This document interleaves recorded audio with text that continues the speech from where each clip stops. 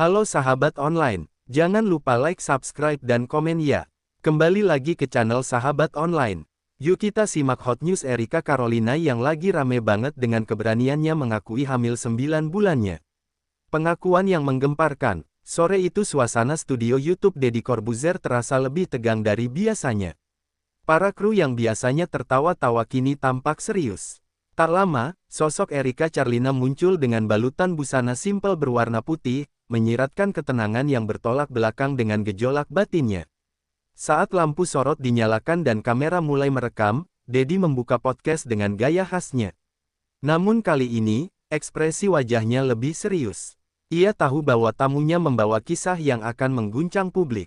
Erika duduk, menarik napas panjang, lalu mengucapkan kalimat pertama yang membuat jutaan orang terpaku di layar mereka, "Aku sedang hamil, 9 bulan." Suasana mendadak hening. Bahkan Deddy pun sempat terdiam beberapa detik.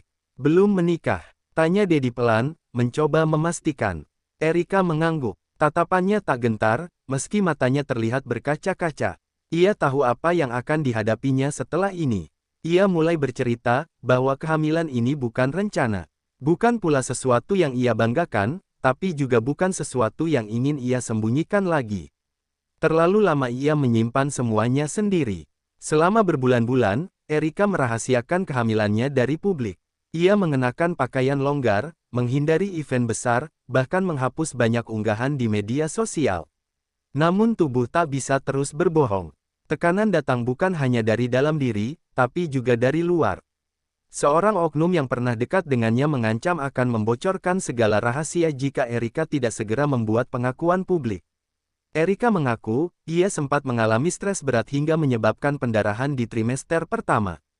Dalam diam, ia sering menangis sendirian di dalam kamar sambil memegang perutnya, bertanya apakah ia kuat menjalani semua ini sendiri. Meski keluarga awalnya terkejut, mereka kini berdiri penuh di belakangnya. Dalam salah satu momen menyentuh, Erika menceritakan bagaimana ibunya menemaninya saat USG sambil berkata, "Kalau kamu jatuh, mama yang akan berdiri buat kamu." Podcast itu viral hanya dalam hitungan jam. Erika menjadi perbincangan seluruh media. Sebagian memuji keberaniannya, sebagian lagi menghakiminya. Tapi satu hal pasti, kehidupan Erika Carolina tak akan pernah sama lagi sejak hari itu. Pengakuan yang menggemparkan. Sore itu suasana studio YouTube Deddy Corbuzier terasa lebih tegang dari biasanya. Para kru yang biasanya tertawa-tawa kini tampak serius. Tak lama, sosok Erika Carolina muncul dengan balutan busana simpel berwarna putih, menyiratkan ketenangan yang bertolak belakang dengan gejolak batinnya. Saat lampu sorot dinyalakan dan kamera mulai merekam, Deddy membuka podcast dengan gaya khasnya. Namun kali ini, ekspresi wajahnya lebih serius. Ia tahu bahwa tamunya membawa kisah yang akan mengguncang publik. Erika duduk, menarik napas panjang, lalu mengucapkan kalimat pertama yang membuat jutaan orang terpaku di layar mereka, "Aku sedang hamil, 9 bulan." Suasana mendadak hening. Bahkan Deddy pun sempat terdiam beberapa detik. "Belum menikah?" tanya Deddy pelan, mencoba memastikan. Erika mengangguk. Tatapannya tak gentar, meski matanya terlihat berkaca-kaca. Ia tahu apa yang akan dihadapinya setelah ini. Ia mulai bercerita bahwa kehamilan ini bukan rencana. Bukan pula sesuatu yang ia banggakan, tapi juga bukan sesuatu yang ingin ia sembunyikan lagi. Terlalu lama ia menyimpan semuanya sendiri. Selama berbulan-bulan, Erika merahasiakan kehamilannya dari publik. Ia mengenakan pakaian longgar, menghindari event besar, bahkan menghapus banyak unggahan di media sosial. Namun tubuh tak bisa terus berbohong. Tekanan datang bukan hanya dari dalam diri, tapi juga dari luar. Seorang oknum yang pernah dekat dengannya mengancam akan membocorkan segala rahasia jika Erika tidak segera membuat pengakuan publik. Erika mengaku, ia sempat mengalami stres berat hingga menyebabkan pendarahan di trimester pertama. Dalam diam, ia sering menangis sendirian di dalam kamar sambil memegang perutnya, bertanya apakah ia kuat menjalani semua ini sendiri. Meski keluarga awalnya terkejut, mereka kini berdiri penuh di belakangnya. Dalam salah satu momen menyentuh, Erika menceritakan bagaimana ibunya menemaninya saat USG sambil berkata, "Kalau kamu jatuh, mama yang akan berdiri buat kamu." Podcast itu viral hanya dalam hitungan jam. Erika menjadi perbincangan seluruh media. Sebagian memuji keberaniannya, sebagian lagi menghakiminya. Tapi satu hal pasti, kehidupan Erika Charlina tak akan pernah sama lagi sejak hari itu. Tekanan, ancaman, dan air mata. Setelah memutuskan untuk membatalkan pernikahan dan menyimpan kehamilan itu sendiri, Erika pikir semuanya akan tenang. Tapi ia salah. Justru badai yang lebih besar datang dari luar dirinya. Ancaman demi ancaman mulai berdatangan. Erika menerima pesan dari seseorang yang mengaku memiliki bukti bahwa dirinya sedang hamil. Orang itu mengatakan akan menyebarkan bukti foto dan video jika Erika tidak segera bicara ke publik. Erika panik. Ia tidak tahu siapa orang itu. Nomor yang menghubunginya tidak dikenal. Ancaman tersebut tidak hanya menyasar dirinya, tapi juga keluarganya. Bahkan ada yang menyebutkan alamat rumah orang tuanya. Tekanan mental yang ia alami sangat besar. Setiap malam Erika menangis sendirian, memegangi perutnya yang makin membesar. Ia merasa lelah harus berpura-pura kuat, padahal jiwanya nyaris runtuh. Puncaknya, pada suatu malam Erika mengalami pendarahan. Ia langsung dilarikan ke rumah sakit oleh sang ibu. Dokter mengatakan itu akibat stres berat. Jika tidak segera membaik, nyawa sang janin bisa terancam. Disinilah Erika mulai sadar, ia tidak bisa terus diam. Ia harus bicara, bukan hanya untuk menyelamatkan citranya, tapi lebih dari itu, demi menjaga kesehatan fisik dan mental dirinya, serta bayi di dalam kandungannya. Keputusan untuk tampil di podcast Deddy Corbuzier adalah bentuk keberanian. Tapi yang tidak diketahui publik adalah, Erika sempat menangis semalaman sebelum dunia luar. Di tengah badai, keluarga adalah satu-satunya pelindung. Sang ibu dan kakak-kakaknya bergantian menjaga Erika, membelikan makanan bergizi, dan membacakan ayat-ayat Al-Quran di samping ranjangnya. Dalam hati, Erika berikrar, jika anak ini bisa lahir dengan selamat, aku akan menjadi ibu yang kuat. Ia menanamkan tekad itu setiap pagi saat bercermin, menatap tubuhnya yang berubah, namun tetap cantik dalam luka. Dan di sanalah Erika berdiri hari itu di hadapan kamera, bukan sebagai selebriti, bukan sebagai korban, tapi sebagai perempuan yang sedang berjuang menolak tunduk pada tekanan dan ancaman. Ia memilih kejujuran, walau mahal harganya. Setelah memastikan kehamilannya, Erika memilih untuk menutupi semuanya. Ia tidak siap menghadapi dunia. Ia merasa belum waktunya publik tahu, belum saatnya semua mata menghakiminya. Hari-harinya berubah drastis. Ia mulai mengenakan pakaian longgar dan menolak undangan acara. Ia juga mengurangi aktivitas syuting, pemotretan, dan endorsement yang mengharuskannya tampil penuh gaya. Ia menjadi lebih tertutup di media sosial. Beberapa penggemar sempat bertanya, "Kak Erika kemana sih? Kok jarang update?" Tapi Erika hanya membalas dengan emoji senyum atau jawaban singkat, seolah semua baik-baik saja. Dalam diam, tubuh Erika terus berubah. Perutnya perlahan membesar, payudaranya mengeras. Dan kadang ia merasakan mual hebat di pagi hari. Namun semua ia jalani sendiri, tanpa pasangan, tanpa pelukan hangat dari calon ayah si bayi. Ia mulai mempelajari kehamilan dari buku, video YouTube, dan forum ibu hamil. Ia membeli alat pengukur detak jantung janin dan mendengarnya setiap malam sebagai bentuk penghiburan. Detak itu menjadi lagu pengantar tidurnya. Namun rahasia tidak bisa disimpan selamanya. Beberapa netizen mulai mencurigai perubahan fisiknya. Ada yang mengatakan wajahnya tampak membengkak, ada pula yang menyadari Erika selalu berpose duduk dan menunduk saat difoto. Rumor pun mulai menyebar perlahan. Beberapa akun gosip mulai mengunggah teori liar tentang kondisi Erika. Ada yang mengatakan ia sakit, ada yang menyebut ia sedang mengalami depresi, bahkan ada yang menuduh ia kabur dari dunia hiburan. Erika tahu, waktu untuk menyembunyikan segalanya sudah hampir habis. Ia tak bisa selamanya menghindar. Ia hanya berharap saat kebenaran terungkap, orang-orang bisa mengerti apa yang sebenarnya ia alami. Namun satu hal yang membuatnya tetap tegar adalah janin di dalam perutnya. Erika sering berbicara dengan bayinya, membelai perutnya sambil berkata, "Kita kuat ya, nak. Mama akan lindungi kamu sampai kamu lahir." Dan di balik diamnya, di balik semua rahasia yang ia pendam, Erika Charlina bukan hanya menjaga bayi, ia juga menjaga harga dirinya, martabatnya, dan kekuatan seorang perempuan yang memilih untuk tidak menyerah pada keadaan. Hari itu akhirnya datang. Video podcast Erika Charlina bersama Deddy Corbuzier tayang perdana di YouTube. Hanya dalam 1 jam, puluhan ribu penonton langsung membanjiri kolom komentar. Judulnya saja sudah cukup membuat orang penasaran, Erika Charlina, aku hamil 9 bulan. Erika duduk dengan tenang dalam video itu, membagikan semuanya, tentang kehamilannya, tentang pria yang meninggalkannya, dan tentang ancaman yang memaksanya untuk bicara. Ia tak menutupi air mata, tapi ia juga tak memohon simpati. Dalam waktu 12 jam, video itu menjadi trending nomor 1 di YouTube Indonesia. Media online pun berebut memberitakan pengakuan Erika. Erika Charlina hamil di luar nikah, Erika mengaku dipaksa diam, Erika tersakiti tapi kuat, semuanya bertebaran di dunia maya. Reaksi publik pun terbagi dua. Sebagian besar netizen memuji keberaniannya. Mereka menganggap Erika sebagai sosok wanita kuat yang berani bertanggung jawab atas hidupnya sendiri.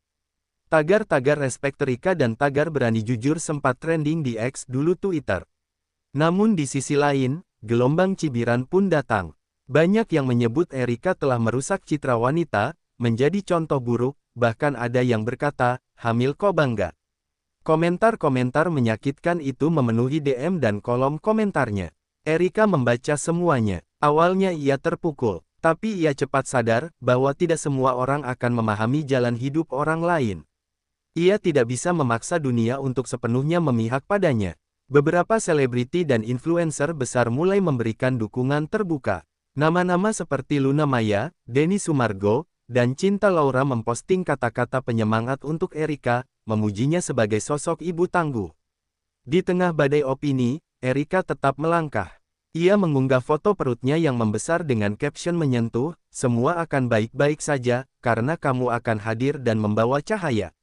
Ribuan orang menyukai unggahan itu. Ia juga mulai membuka cerita tentang kehamilannya dalam unggahan harian, tentang kontrol kandungan, tentang membeli perlengkapan bayi, tentang belajar jadi ibu. Publik mulai melihat sisi lain dari Erika, bukan hanya sebagai model dan selebriti, tapi sebagai manusia. Saat semuanya terungkap, Erika tidak jatuh. Ia berdiri dengan kepala tegak, menerima badai dengan dada terbuka. Dalam satu pengakuan, ia kehilangan sebagian reputasi, tapi ia juga mendapatkan kembali kendali atas hidupnya sendiri. Setelah kehamilannya terungkap, Erika tak lagi bisa bersembunyi. Namun yang membuatnya gentar bukan hanya pandangan publik, melainkan kenyataan bahwa waktunya semakin dekat, waktu di mana ia akan melahirkan, sendirian. Trimester ketiga bukan hal yang mudah. Rasa mual datang lebih sering, tubuh cepat lelah, tidur tidak nyenyak. Tapi yang paling mengganggu Erika adalah ketakutan yang menghantui, apakah ia cukup kuat untuk melalui persalinan tanpa pasangan. Ia mulai berkonsultasi lebih intens dengan dokter kandungan. Ia menanyakan semua kemungkinan, lahir normal atau caesar, risiko komplikasi, bagaimana jika air ketuban pecah di tengah malam, dan bagaimana jika dirinya panik sendirian. "Kamu gak sendirian," ucap sang ibu saat menemaninya kontrol. Kalimat itu sederhana, tapi bagi Erika terasa seperti pelukan yang hangat. Ia tidak punya suami, tapi ia punya keluarga yang tidak pernah pergi. Erika mulai menyiapkan kamar bayi di salah satu sudut rumahnya. Ia mengecat dindingnya dengan warna biru muda dan menempelkan stiker bintang. Di sana, ia meletakkan boks bayi kecil dan boneka beruang putih yang ia beli sendiri. Setiap malam, Erika berbicara dengan bayinya. "Mama belum tahu kamu laki-laki atau perempuan, tapi Mama janji akan jadi ibu terbaik yang kamu punya." Ia sering menangis saat mengucapkannya, tapi ia tidak ingin menyembunyikan air mata itu. Ia juga mulai mencari informasi tentang menjadi ibu tunggal. Ia membaca blog, menonton video dari ibu-ibu kuat lainnya, dan bergabung dengan komunitas perempuan yang mengalami hal serupa. Di sana, ia tidak merasa terasing lagi. Salah satu hal yang ia pelajari adalah pentingnya menjaga kesehatan mental. Erika mulai rutin meditasi, menulis jurnal, dan membatasi komentar negatif di media sosial. Ia sadar, kekuatan seorang ibu bukan hanya di tubuhnya, tapi juga di pikirannya. Saat jadwal persalinan mendekat, Erika menyiapkan tas rumah sakitnya dengan tenang. Di dalamnya, ia masukkan baju bayi mungil, selimut, serta foto dirinya bersama ibunya, sebagai simbol dua generasi perempuan kuat. Erika tahu, hidupnya tak akan sama lagi. Tapi ia juga tahu, ketika bayinya lahir dan menangis untuk pertama kalinya, dunia akan diam sejenak. Karena saat itulah, dari luka dan air mata, lahir cinta yang paling murni, cinta seorang ibu. Di balik senyum yang mulai sering ia tampilkan di media sosial, tersimpan luka yang tak bisa dilihat mata. Bukan luka fisik, tapi luka batin yang terus menganga, tentang cinta yang dikhianati dan janji yang tak ditepati. Erika berusaha terlihat kuat, tapi dalam hatinya masih ada rasa marah. Bukan hanya kepada pria yang meninggalkannya, tapi juga kepada dirinya sendiri. Ia menyalahkan kenapa ia percaya begitu mudah, kenapa ia tidak melihat tanda-tanda lebih awal. Aku merasa bodoh, ucap Erika dalam sesi terapi psikologinya. Di sana, untuk pertama kalinya ia benar-benar membuka diri, tanpa kamera, tanpa penonton, hanya dirinya yang terluka dan ingin disembuhkan. Sang psikolog mengingatkan bahwa rasa bersalah seringkali datang karena kita ingin mengontrol hal-hal yang sebenarnya di luar kendali. Erika mulai belajar membedakan mana yang menjadi kesalahannya, dan mana yang tidak. Setiap malam, ia masih bermimpi buruk. Tentang pria itu yang tertawa meninggalkannya, tentang anaknya yang lahir tanpa nama ayah. Mimpi-mimpi itu membuat Erika terbangun dengan napas terengah dan dada sesak.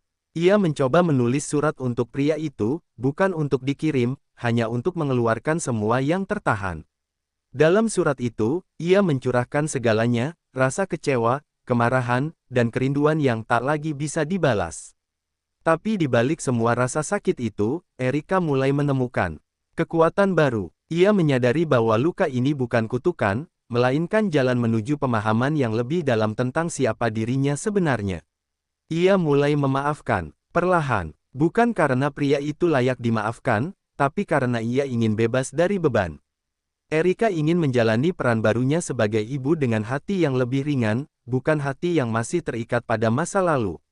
Dalam suatu unggahan, ia menulis, "Aku bukan perempuan sempurna, tapi aku berani berdiri setelah dihancurkan." Itu cukup. Ribuan orang mengirim dukungan, banyak di antaranya adalah perempuan yang merasa kisah Erika seperti cermin hidup mereka. Dan di saat itulah Erika tahu, luka batin memang tak terlihat, tapi penyembuhannya nyata. Ia mungkin tidak akan pernah melupakan, tapi ia tidak akan membiarkan luka itu mendikte masa depan.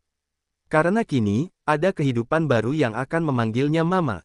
Malam itu hujan turun rintik-rintik. Udara di luar dingin, dan Erika baru saja selesai menata ulang tempat tidur bayi. Ia merasa gelisah, seperti ada yang berbeda. Rasa sakit di perutnya datang tidak seperti biasanya, lebih dalam, lebih tajam. Ia mencoba tidur, tapi tubuhnya terus bergerak gelisah. Setiap 5 menit, kontraksi datang dan pergi. Ia mengambil napas panjang, mencoba tetap tenang. Tapi instingnya tahu, malam ini adalah malamnya. Bayi itu ingin lahir. Ia membangunkan sang ibu. Dengan cepat, mereka berdua bersiap menuju rumah sakit. Erika hanya membawa satu tas, tapi hatinya membawa sejuta rasa takut, cemas, dan harapan. "Semoga kamu kuat, nak," gumamnya sambil memegangi perutnya. Di dalam mobil, kontraksi semakin intens. Erika menggenggam tangan ibunya erat-erat. Peluh mulai membasahi dahinya. Setiap tikungan jalan terasa jauh, setiap detik seperti abadi. Rasa sakit mulai mendominasi tubuhnya. Setiba di rumah sakit, tim medis langsung sigap. Dokter kandungannya sudah diberi kabar sebelumnya. Erika dipersiapkan untuk melahirkan secara normal. Ia diberi waktu untuk menenangkan diri, tapi nyeri kontraksi tak memberi jeda. Di ruang bersalin, hanya sang ibu yang menemaninya. Erika menggigit bibir, mencoba menahan teriakan. Tapi rasa sakit itu tak tertahan. Seluruh tubuhnya terasa seperti sedang robek, tapi ia bertahan, karena ini bukan tentang dirinya lagi. Detik demi detik, ia bertarung. Dokter terus memberi aba-aba. "Dorong, Erika, sedikit lagi." Suaranya sayup-sayup, tenggelam di antara gemuruh rasa sakit dan air mata yang tak terbendung. Dan akhirnya, setelah perjuangan panjang, tangisan bayi pecah di ruangan itu. Suara yang paling dinanti, suara yang menandakan bahwa segalanya tak sia-sia. Erika menangis sekeras-kerasnya. Ia menangis bukan karena sakit, tapi karena lega. Bayi mungil itu diletakkan di dadanya. Hangat, lembut, dan hidup. Erika menatap wajah kecil itu, dan untuk pertama kalinya dalam hidupnya, ia merasakan cinta yang tak bisa dijelaskan dengan kata-kata. "Kamu datang juga, nak," Mama di sini. Di ruangan itu, tanpa suami, tanpa sorotan media, Erika Charlina menjadi ibu. Bukan karena status, tapi karena perjuangan. Dari air mata dan darah, lahirlah harapan. Ia tidak sempurna, tapi ia sepenuhnya ibu, dan itu lebih dari cukup. Berikut ini bab 9 dari kisah Erika Carlina. Bab ini membawa kita ke momen-momen paling pribadi sekaligus hangat, saat ia memulai hidup barunya sebagai seorang ibu. Hari-hari pertama sebagai ibu adalah hari-hari tanpa tidur. Erika menyadari bahwa cinta tak lagi sekadar kata, melainkan aksi, begadang, menyusui, menenangkan tangis, mengganti popok, dan mengatur napas di tengah rasa panik. Ia tak pernah membayangkan bahwa suara tangisan bisa jadi sesuatu yang menenangkan. Tangisan bayinya adalah bukti bahwa anak itu hidup, bahwa ia hadir, bahwa ia nyata. Erika merangkul setiap suara itu dengan kasih, bukan keluh. Di antara waktu menyusui dan menggendong, Erika belajar banyak hal. Ia belajar bahwa menjadi ibu bukan soal tahu segalanya, tapi soal mau belajar segalanya dari awal, dengan sabar, dengan cinta, dan kadang dengan air mata. Ada saat-saat Erika merasa tidak mampu. Saat bayinya terus menangis dan ia tak tahu kenapa. Saat badannya lelah tapi tetap harus berdiri. Namun setiap kali ia melihat wajah mungil itu tertidur di dadanya, seluruh letih seakan menguap. Ia mulai mengenalkan bayinya kepada dunia. Perlahan, ia unggah foto tangan mungil itu yang menggenggam jari telunjuknya, disertai caption, "Kita mulai petualangan baru, ya, sayang." Ribuan ucapan selamat dan doa membanjiri unggahan itu. Erika tak lagi memikirkan omongan orang. Fokusnya kini adalah satu, membesarkan anak ini dengan sebaik mungkin. Ia mulai menata hidup, menjadwalkan pekerjaan, dan memperbaiki pola tidur di tengah segala kerepotan. Beberapa sahabat dekat datang menjenguk, membawa hadiah dan pelukan. Mereka memuji keberanian Erika. "Kamu luar biasa," kata salah satunya. Erika hanya tersenyum. Ia tahu, kekuatan bukanlah sesuatu yang dipamerkan, tapi dijalani diam-diam. Ia juga kembali menjalani terapi, kali ini bukan karena luka, tapi untuk menjaga keseimbangan emosinya. Ia ingin tumbuh bersama anaknya, sehat secara fisik, mental, dan spiritual. Ia tahu, ibu yang utuh akan membesarkan anak yang kuat.